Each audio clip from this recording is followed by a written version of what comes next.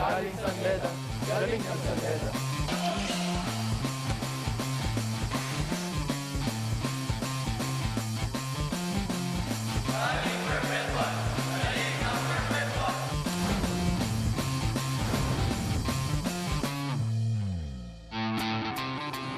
Magandang hapon, basketball fans, coming to you live from the city of Las Piñas.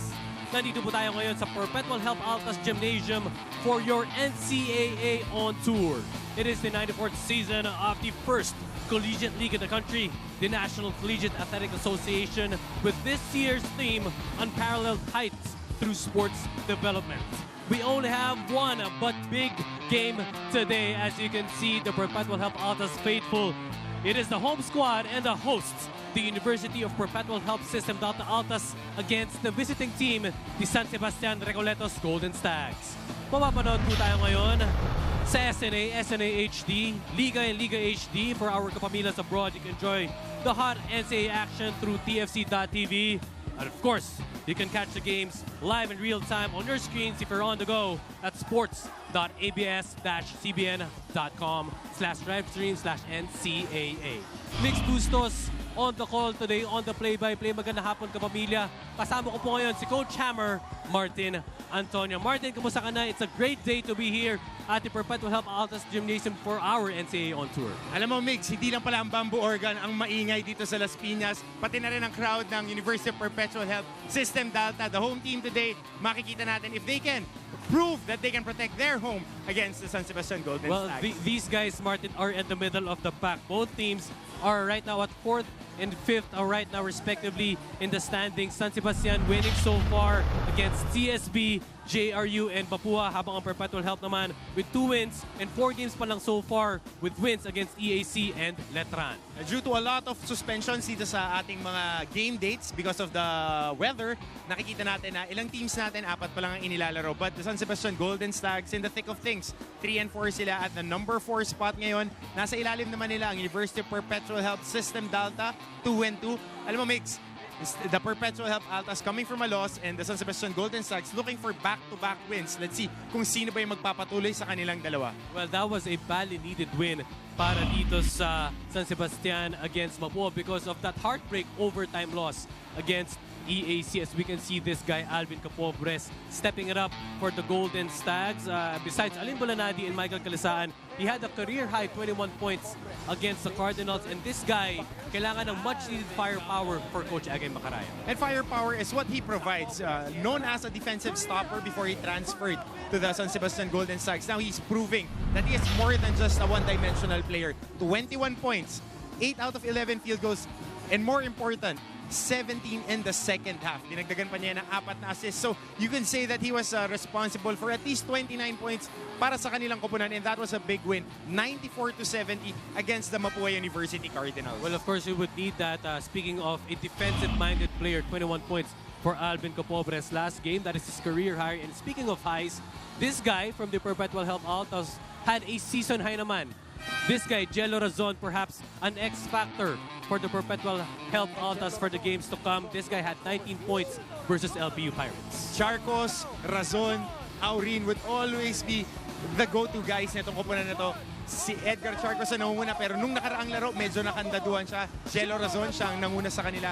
19 na puntos, medyo masama ang kanyang field goal shooting at 7 out of 18, but 5 rebounds, 2 steals against the league-leading LPU Pirates. That's no slouch numbers para sa kanya. Tignan natin kung mapapatuloy pa rin niya itong maganda niyang paglalaro dito sa Season 94. And of course, excited na po lahat ng ating mga fans, ating mga kapamilya, of course, not only watching on their screens, but also inside here, inside the hot and intense Perpetual Health Altas Gymnasium. Pero Martin, bago tayo magsimula, puntahan muna natin ang ating third member of our broadcast panel. Walang iba kundi si Siege Tantenko. Siege? Magandang hapon, Migs and Coach Hammer. Alam nyo, malapit na nga mag-standing room only dito sa gym ng Perpetual Altas.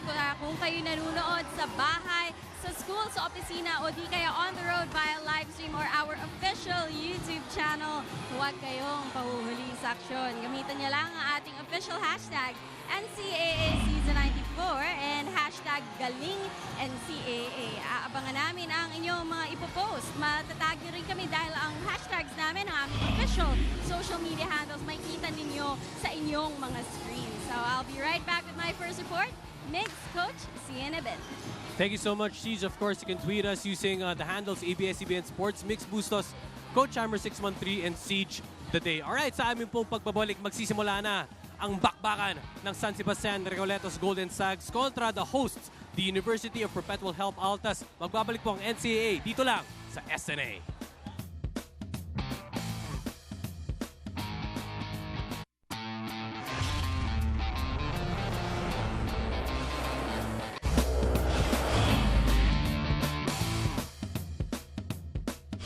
Arjan de la Cruz, point guard.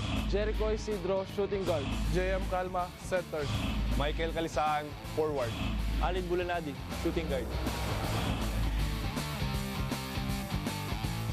Edgar Charcos, point guard. Anton Tamayo, shooting guard. Eze Prince, center. Kim Aurin, shooting guard. AJ Coronel, shooting guard.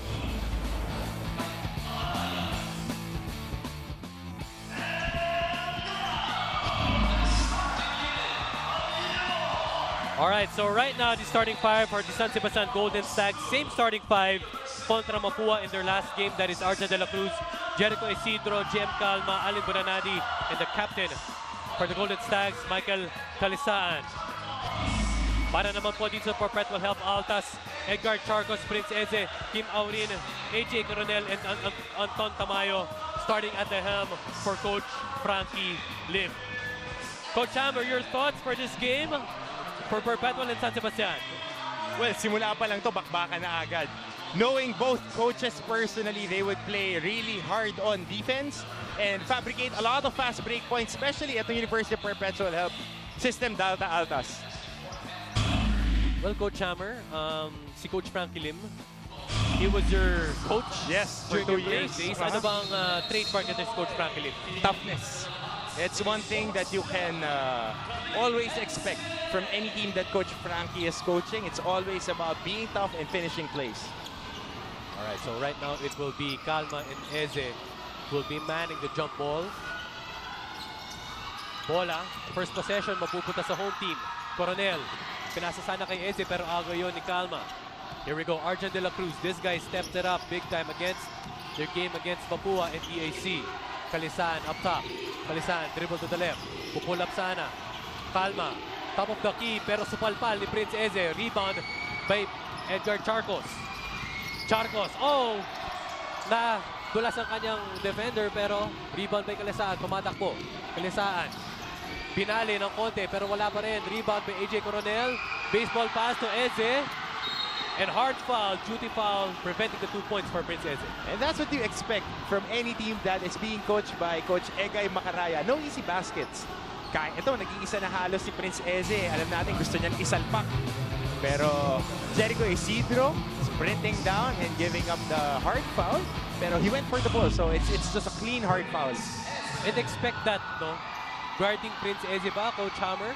Siyempre, siya yung pinakamatangkad na player dito. Clearly, medyo nasa height disparity ngayon ang defenders there. And one of the leading rebounders, if not the leading rebounder this year, last game, 18 rebounds ang kinuha niyan. Back-to-back big rebounding numbers game para dito kay Prince Eze.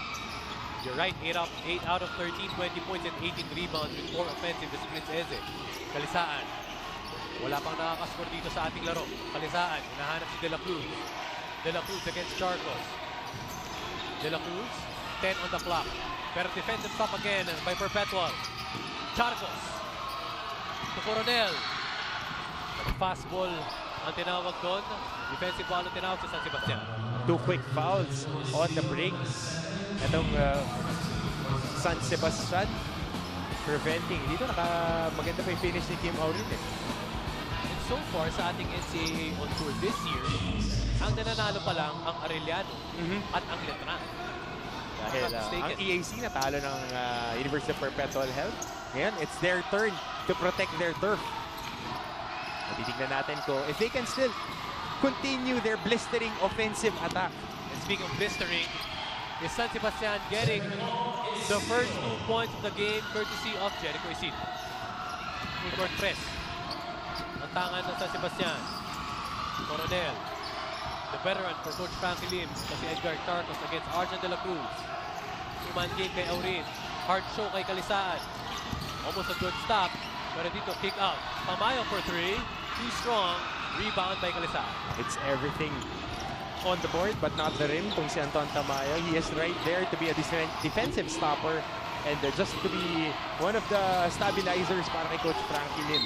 Palma, but that shot will count, and at the same time, defensive foul will be called on AJ Coronel. Dahil dun sa pag-set ng screen ni Alin Bolanadi, gusto niya i-fight over dahil ito tinulak na lang nga niya. At maganda rin yung pagkakabenta ni Alin Bolanadi dun sa tawag na yun. Important that possession will retain for the Golden Stars. Alright, baseline knockout play sana yun, pero wala para kay Calma. Bola mapupunta ulit sa Perpetual. Ito, si JM Calma, much is expected from him dahil siya na lang ang isang sa dalawa nilang big guys na legit that could play underneath. Kaya medyo malaki-laki ang inaasahan sa kanya. And with that jam, a legit guy that can play underneath, automatic yan. Strong finish by Prince Eze for their first 2 points of the ball game. A staple on the offensive playbook ni Coach Frankie Lim, the basic high-low play. And if you have a 6'11" monster underneath, you gotta feed that guy. Defense turning into offense right now as Perpetual gets a stop. Bola mapupunta muli sa kanila. 4-2 ang abante ng San Sebastian. Perhaps a defensive-oriented type of ball game. With past 2 minutes left, or past the first quarter, Arjan de la Cruz with a good stop. Clean steal, easy bucket. Arjan de la Cruz. Kasasabi mo lang nga na it would be a defensive type of ball game. San Sebastian really picking up the pace.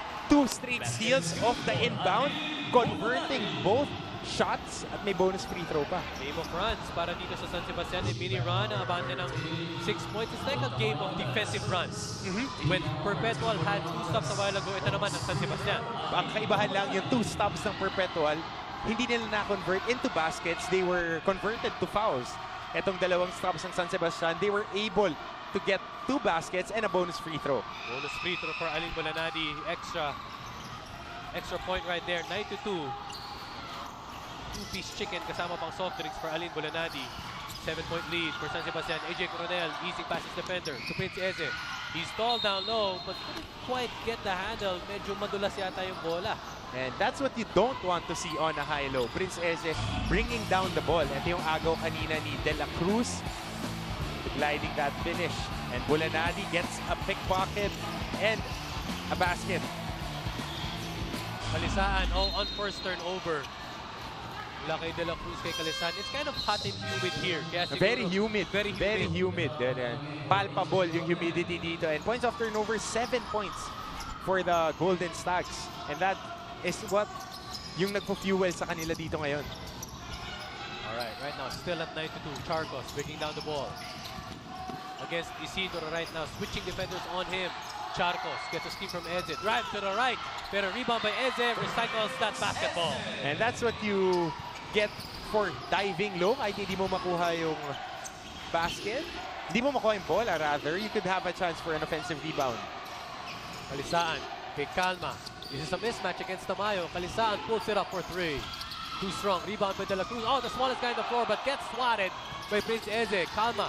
Second chances, third chances, no good. Rebound dito ng Perpetual. And that's the second shot block of Prince Eze. The leader in shot blocks right now. Yung si Prince Eze averaging 5 a game. Wow. 5 shot blocks a game, mates. Perhaps the first. Oo. Number 1 siya. 5 blocks a game. So speaking of Prince Eze, ito yung nakuha niyang offensive rebound. But right now, what happened was, Kim Aurin spun to the baseline. This guy is a transfer from JRU to Kim Aurin. Yun nga lang, pag-spin na sa baseline, stepping yung tinawag outside, bola mapupunta sa San Sebastian. At nakaabang na rin dun si Prince Eze dun sa replay kanina. And ang hirap din kasi umiscore pag ganyan kalaki yung nagpapatrolya sa ilalim. Ayun siya ang pinakamatangkad dito on the floor, perhaps for the whole lineup for both teams. Baseline to Calma, half hook. Too strong, rebound by Eze. Naiilang talaga si JM Calma. After yung first shot attempt niya, sinupalpal ni Prince Eze. Si Peralta. forces his way in. Pinabanda, no good. Rebound by Bulanadi. No teams giving an inch. Both teams wanting to run those offenses. Bulanadi, but no basket. And free throws. And yun yung nangyayari. Pag pino-force nila yung fast break, nakikita natin, it's been a habit for the San Sebastian Golden Stags. The moment that they push that tempo, nahihirapan sumabay yung mga ibang teams. And ang tanong na lang is how consistent would they be able to run this fast break attack for their team? Alright, so magbabalik po kami dito. 9-4, lamang ang San Sebastian.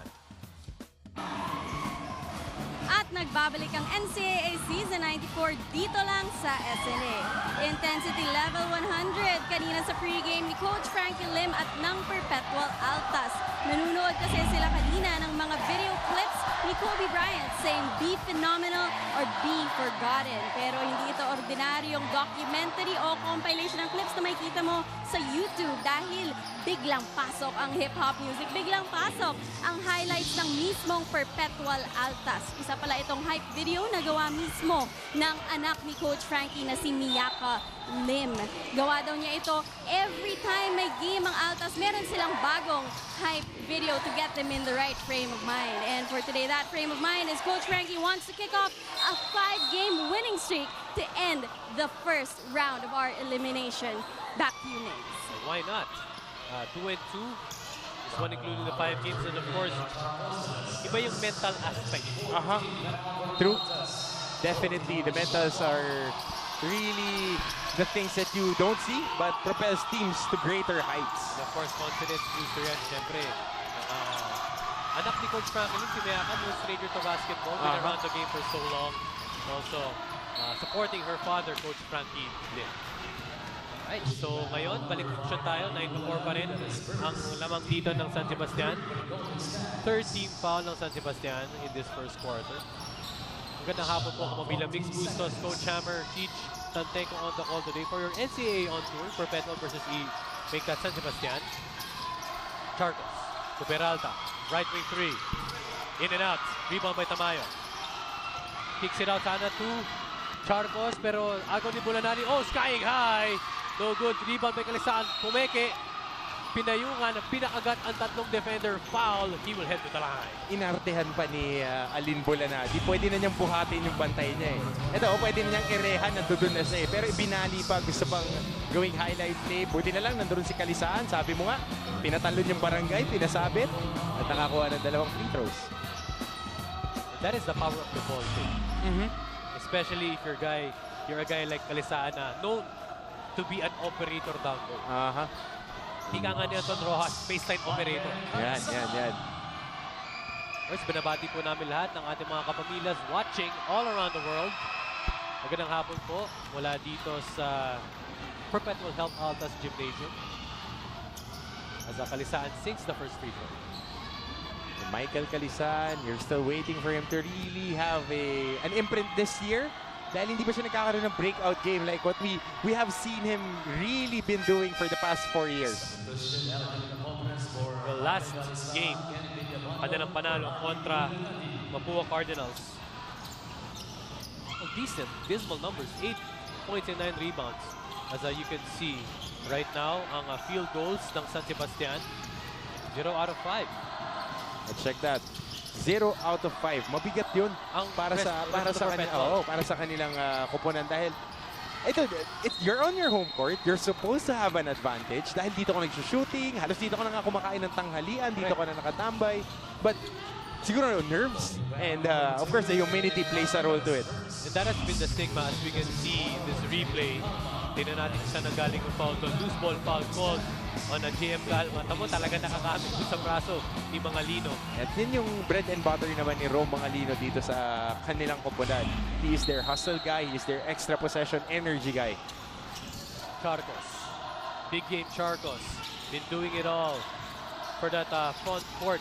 With that back court for Perpetual. Offensive rebound dito ng Perpetual ulit. Kinik out kay Charcos. 10 seconds left on the clock. Peralta. Drive to the middle. But Eze gets a rebound, gets fouled down low. And this guy, as we were talking about earlier, siya pa lang ang nakakascore ng field goals. Or siya pa lang nakakascore para sa Perpetual. And getting 3 fouls of the San Sebastian Golden Stars dito sa ating first quarter. And right now, he has a chance to score his 5th and 6th point of the ball game. Makes the first. 5 points for Eze and 5 points for Perpetual. Ito pala yung pukol niya rito sa home court nila. No? Mas swabe kasi pag nasa arena tayo, medyo... Tama to, out of 2 for Prince Eze. 2 out of 2, 6 points. 11 to 6. Full court press para sa Perpetual. Desoyo against Charcos. To Valdez. Calling a play. Wants a pick from Capobres. Valdez to Capobres. Career high last game. Wanting to fake his defender kasi nadalas ang bola. Rebound. Umig that steal by Perpetual. Coronel. Umig that Charcos. Out in for 3. Too strong. Rebound by Villapando. Tumatakbo. Ngayon, si Desoyo. No numbers. Desoyo with a floater. Fast break opportunity for Perpetual. Peralta gets it to go. Yeah, finally, breaking the silence for the support team. Itong si Peralta. And it was fueled by a stop. Both teams really getting their baskets off defensive stops. 3 and 38 remaining in the first. Valdez. Capobres. Sa kaliwa, Capobres. Titira ng 3. Short. Rebound by Mangalino. Charcos. Mangalino has 3 early boards. Kapapasok pa lang niya. Hello play. Lob to Eze. Pero ito pinapayungan siya. Double team. Triple team. Pasa kay Mangalino. Almost a travel. But gets fouled right here and he will head to the line. Pilipit yung tira na yun ni Rome Mangalino. At slicing and taking the contacts. Okay, selfish play. Pero meron pa rin tao sa harapan eh. And that's how well the San Sebastian Golden Stars are running down on transition. The transition defense so far doing well for San Sebastian. As we can see, Christian Patisukan watching TV on Bulacan. Sa Bulacan, go down Altas, Pego Altas, beat San Sebastian. Siyempre, fan siya ni Edgar Charcos, Biela Rason, and Prince Eze. Ako rin, fan ako ni Edgar Charcos. Oo. The way that he's playing. Naman si RV Reyes watching at home. Perpetual alumni here. Go Altas, win big, go strong. Make Coach Frankie proud. Maraming salamat sa mga tweet. Tweet pa kayo, ABS-CBN Sports, hashtag NCAA Season 94, hashtag Galing NCAA. Capobres. Sumoda. Wala yon. Pero bola ay mananatili sa San Sebastian. Very young lineup. Itong San Sebastian right now. Si Desoyo, Sumoda, at itong si Villapando. All on their freshman year. Para Sam Perkins nung season. Oo, sabi mo nga kanina, suwabing-suwabe. Suwabe lang Lefty. eh, no? Tapos medyo big ang build. Oo. Ito, titirahan pa yan ng tres. Sumoda, too short, hounded by Eze, pero rebound by Villapando. Backs it off the glass and in. Ito yung partner ni Dami Kuntapay dun last year sa high school program nila before Kuntapay transferred to the San Beda University Red Lions. Ito si Villapando is their athletic hustle type of player na nanggagaling sa labas kumukuha ng rebounds and putbacks. Or sa Kuntapay, a prized recruit dito sa college basketball. Magbabalik po ang NCAA Season 94 sa SNA. You're still watching NCAA Season 94. We are on tour at the Perpetual Health Autos Gymnasium as this guy badly needed one of the gunners na kailangan ni Coach Egay Macaraya, si Alex Desoyo. Shot of adrenaline off the bench, 13 minutes, 12 points, 5 out of 6. Ang mabigat pa doon yung 10 points niya galing sa 4th quarter. So that's the lift that Coach Egay Macaraya needs from his bench to really maitawid itong first round at makakuha na sila ng buwelo. Tsaka 5 out of 6. Oo, yun yung mabigat eh. Efficient. Efficiency and playing limited minutes. Kumbaga, bang for the buck. Kailangan ng mga bang for the buck also ni Coach Frankie Lim dahil si Eze at Peralta pa lang ang nakakascore dito sa ball game. Aurin drives to the right, pinasabit si Villapando and he will go to the free throw line. Nakakapit dun sa baba. Si Ian Valdez pa yung matatawagan doon. 2 shots dito para kay Kim Aurin. Ito isa sa mga underrated players natin this year. Hindi gaano na pag-uusapan but across the board, very consistent, double-digit scorer. Around 6 or 7 boards, around 5 assists a game. Itong si Kim Aurin.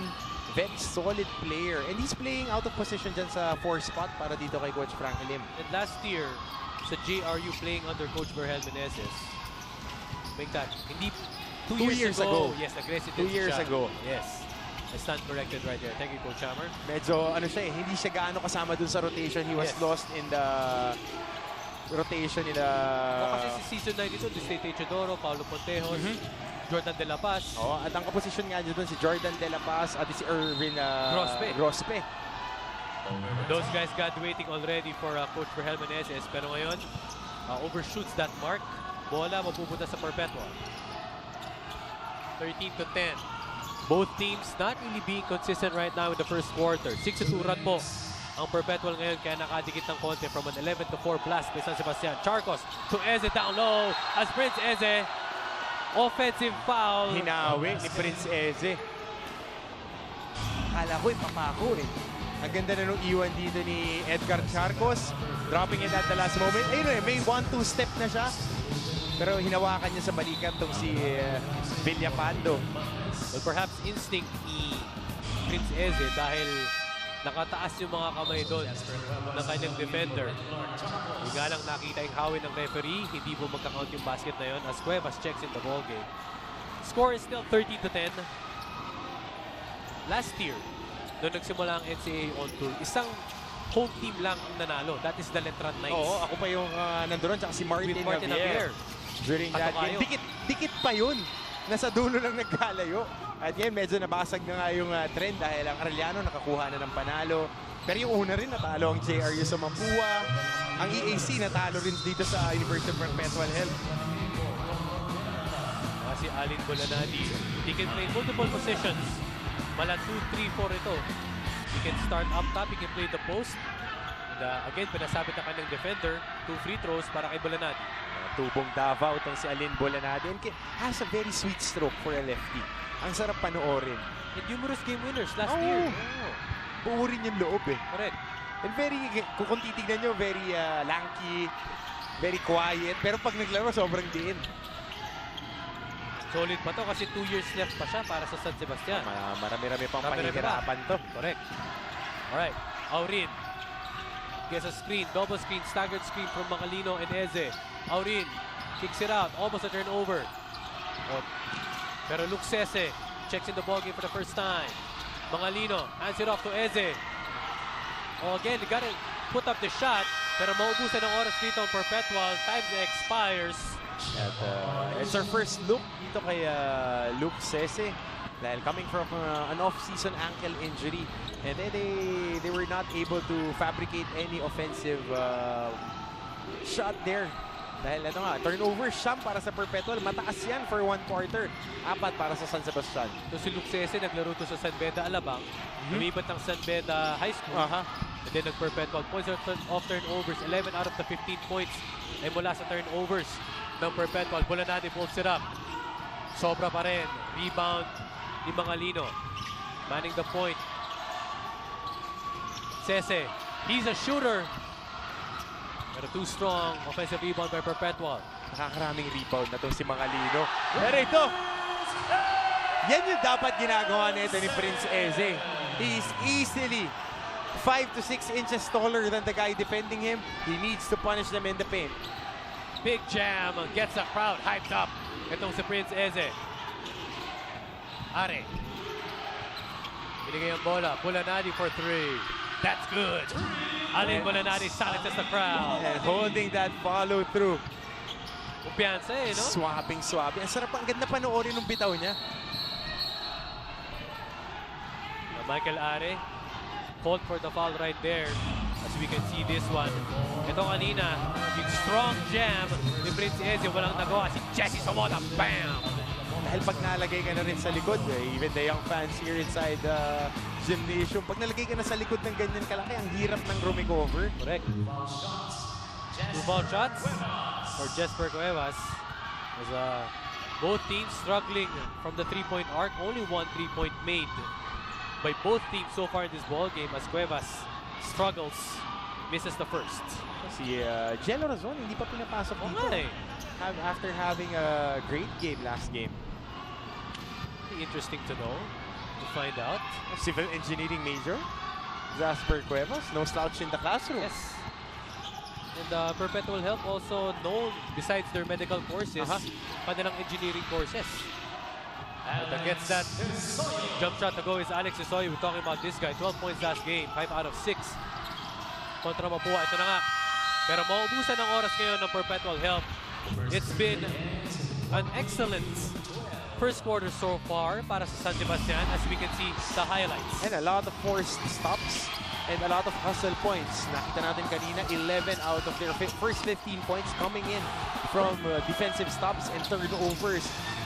Nakabawi lang dito towards the end of the quarter. Prince Eze carrying the cudgels for the Perpetual Help Altas. Alright, so lamang po ng 8 points dito ang San Sebastian Stags sa first quarter, 20-12.